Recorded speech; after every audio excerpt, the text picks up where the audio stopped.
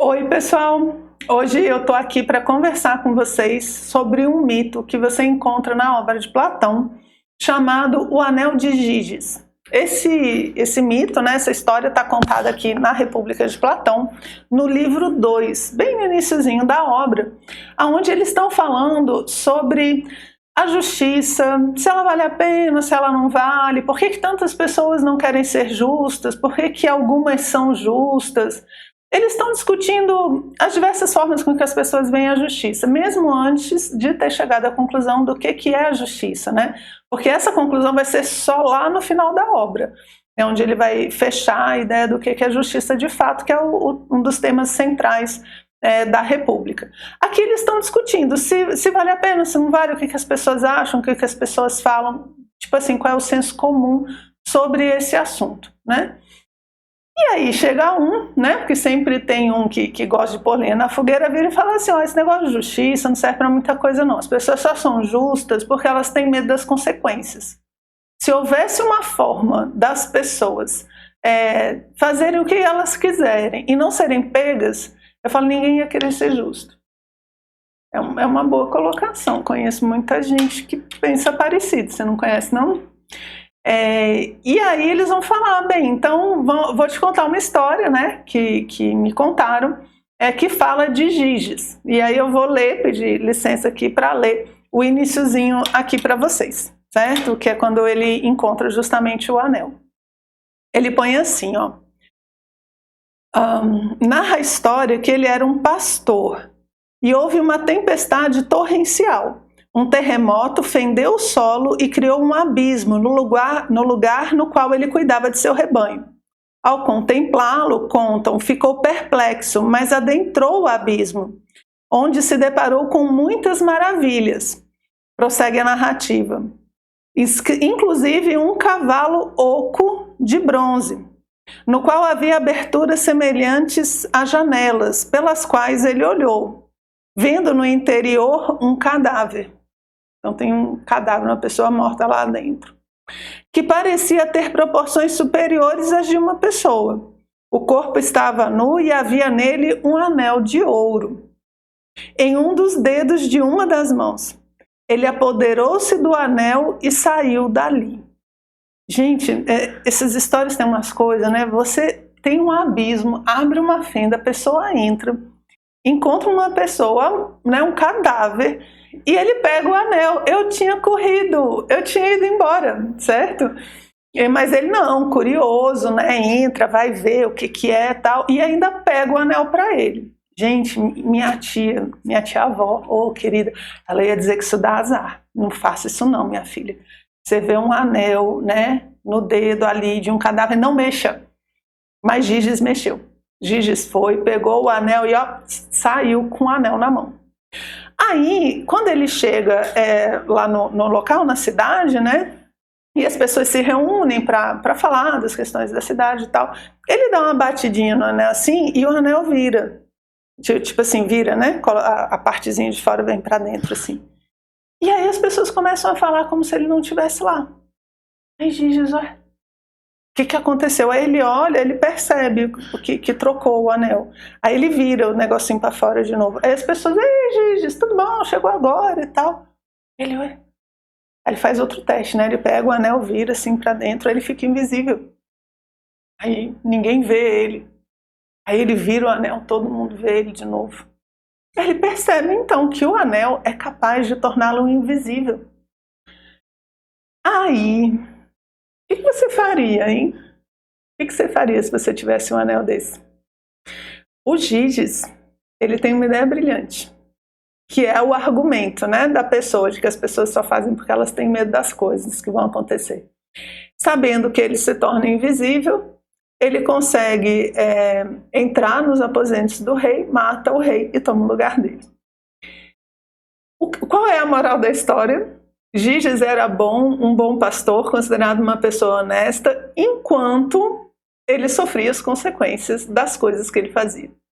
No momento em que ele descobre que ele não vai ser pego, que ele vai ficar invisível, aí ele deixa de ser justo. E o argumento aqui é: as pessoas só são justas por causa das aparências e das consequências. Por isso que quando a pessoa ela acha que vai se safar, né, vai sair livre das coisas, ela não busca pela justiça, ela busca pelo bem próprio. O que é interessante dessa narrativa, desse mito? Porque ele fala de uma coisa que bate muito na nossa realidade. A gente percebe muito isso hoje, né?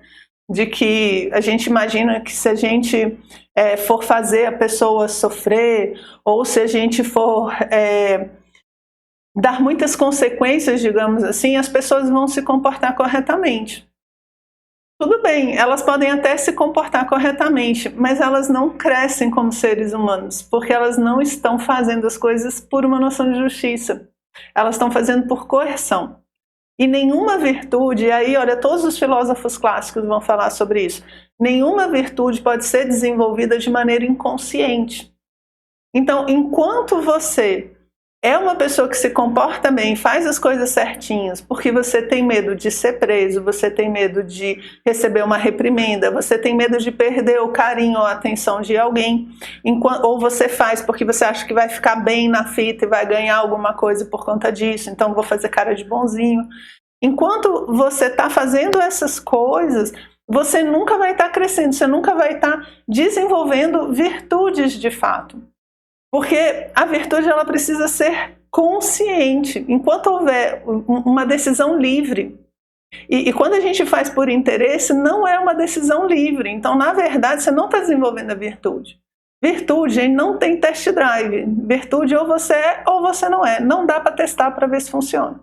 Você já viu aquela... ver se dá certo. Aí eu vou fingir que eu sou justo durante uns 2 meses para ver se vale a pena. Aí, se valer a pena, aí eu vou ser justo de verdade. Não funciona, porque não tem test drive para virtude. Para você ter todos os benefícios, malefícios, as coisas têm que ser de verdade, elas têm que ser realmente vivenciadas. Então essa argumentação, o que Platão depois, né? Não é exatamente nessa parte, mas o que Platão vai montando? Ele vai dizendo que a justiça, e assim todas as virtudes, né? Elas não são boas pelo que elas dão, mas elas são boas em si. A pessoa que é justa, independente do que os outros pensam, ela tem essa felicidade, essa realização humana de ter se conectado com uma virtude, independente do exterior. Independente disso beneficiar financeiramente ou não, ou de deixar ela com status ou não. As pessoas deveriam buscar pela virtude em si, e não pelas coisas que a virtude traz. E que ninguém que age por medo, na verdade, é justo. Então ele fala que o Giges não era justo, na verdade, ele não era bondoso. E ele ainda fala assim, que não há coisa pior do que você aparentar uma virtude, né? Aparentar ser justo sem sê-lo. Isso é uma das coisas mais injustas que uma pessoa pode fazer. Então o que a gente precisa fazer? Não dar uma de Giges, né, gente? A gente precisa agir de acordo com os nossos princípios, com as nossas convicções, independente de alguém estar vendo ou não, e independente de ser beneficiado por isso, em termos sociais ou em termos econômicos, ou não. Por quê? Porque o ser humano ele se realiza por dentro. O ser humano se realiza na vida interior e não na vida exterior. Então, se ele finge ser justo, mas ele não se realiza, ele não consegue crescer como ser humano de fato, ok?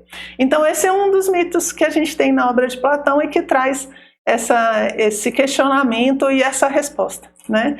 Será que vale a pena ser justo por aparência? Eu falo, na verdade, você não está sendo, você não conhece a justiça, você não conhece a virtude de fato, então você não tem a vivência humana dessas realidades. E segundo Platão, é o que vai trazer felicidade para o ser humano. A gente busca a justiça e a virtude para sermos felizes e não para aparentar coisas. Bem, espero que tenham gostado. É um mito que traz muitos questionamentos, né? E vamos trabalhando aí que tem mais mito de Platão para a gente dar uma olhada.